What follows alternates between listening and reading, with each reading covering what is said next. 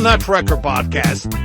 Hello, beautiful people. We're back again with the Global Nutcracker Podcast at day 3 at the Web Summit. And we have a very special guest here from Serbia. Una, thank you very much. She's coming from a company called Heroic Rankings, which is enabling people to do crazy stuff in the digital marketing world. Thank you very much for being here. Thank you. What an introduction. It's an honor to be here. Please, can you tell me more about the company? Where did it start? How did it develop? Where are the people located now? We started in Serbia, in Novi Sad, so not the capital. We are now at 17 people in our team. And we grew very, very fast. So in the last 3 years, a lot has happened. I think that was one of the main issues, like how fast we grew. Fantastic. I understand. Where are the people located, more or less? Serbia, mainly. Got some in Romania as well. In Romania as well. Okay, perfect. What has been your main challenge, would you say, when it comes to scaling, both in terms of numbers of people, but also scaling the geographies? hmm In terms of scaling with the people, I think when you grow fast, it leaves a lot of gaps in the processes and the teams that were before manageable, and they're not anymore. So having systems in place for that, and that everybody feels, I think the company culture is very important, that everybody feels like they can surface problems and ideas as soon as possible. I think that's one of the keys. Okay. And then in terms of geographies, because there's a lot of, let's say, cultural problems, time zone problems that might emerge, alignment issues when you're not working, from the same region, the same country. On this sense, have you seen any difficulties when, for example, expanding in Romania in terms of geographies? Think that goes back to having a company culture where your team feels like they have a certain amount of freedom, right? I guess we're special in some way because we operate on a performance model. So as long as you're performing, you have the freedom to operate in your own ways. Does that make sense? So I think that makes it easier for people to join our team. So again, it goes back to mindset and having the right systems for them. Understand. Uh, It what would wasn't what would you say that what would you say is the key factor to being able to scale in terms of cross regions? Rather, right now we're standing more and we're in Europe, we're still in the Balkans, right? On the wider Balkans. So, what would be, according to you, the next steps to maybe scaling into the US uh, commercially, but also with people with boots on the ground there? So you're thinking in terms of like the team. Yeah, the team itself. Like if I wanted to expand my team in Yes, US, yes. what would be the biggest issue?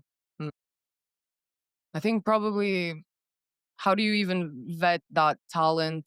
It's different. They have different ways of operating than us, different standard, professionally speaking. So I think that would be an issue in terms of how to integrate them to that culture. That's very, very different. I don't know if that answers.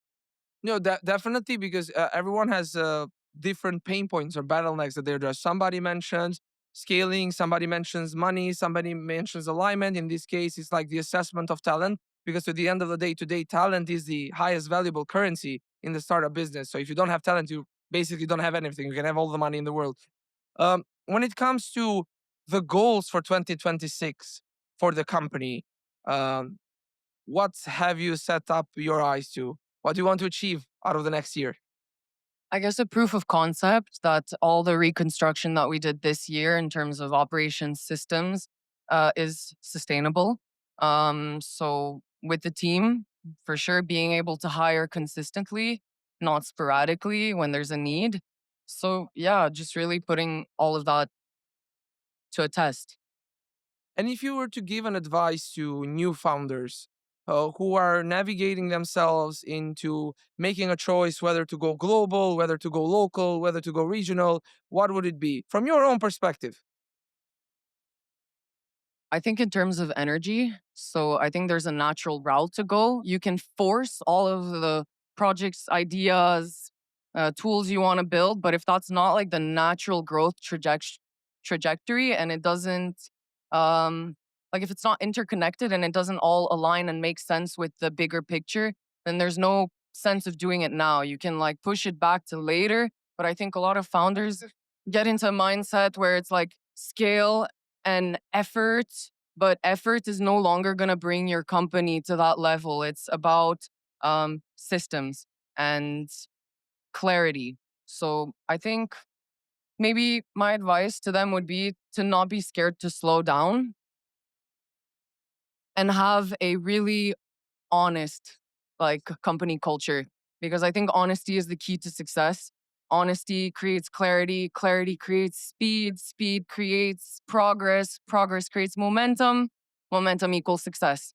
So at the root of that is honesty. So if you have a team that can just tell you like, hey, this is not the time to do this project, like we're at capacity, you're just going to grow at a much higher rate than if you were just trying to do everything, scale globally, this, that, that. So take the natural growth trajectory and don't be afraid to slow down.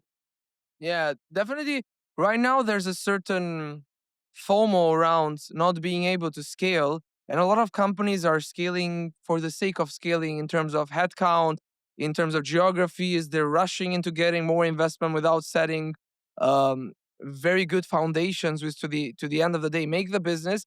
And a lot of cash, a lot of energy, a lot of human capital gets burned in the way. So definitely having that transparency that you're mentioning becomes crucial for a business if they want to grow efficiently, consistently, and be there for the long run, which is the most important thing. Because as we all know here, most of the startups do not survive the journey, and you need to be one of them who's actually survives. Good. Now we'll move into the rapid fire section. We have 3 questions for you. I want you to be super precise, super clear with that. First question: in 3 words, the best things to scale, the best things you need to do to scale globally. It's not about effort. It's not about effort. Perfect. Love it. What is the weirdest compliance rule you've ever seen? I can't think of one. I haven't been faced with a lot of compliance rules, to be fair.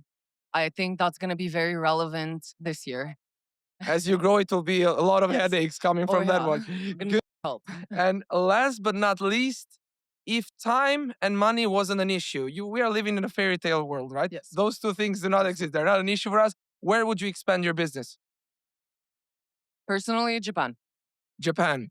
Okay, I have to ask why. It goes back to the culture stuff, the way they do their work, their mindset, what they value. I think, especially as a marketing company, like you can't market a brand that you don't understand or that you don't relate to. So if they operate in the same way as me, I know that I can make magic for them. That's a great answer. Yeah. Thank you very much, Unai. It was a pleasure having you. I wish you Likewise. and Heroic Rankings a great 2026, and I'm sure you will have it. Thank you very much. Thank you. Go global, not nuts.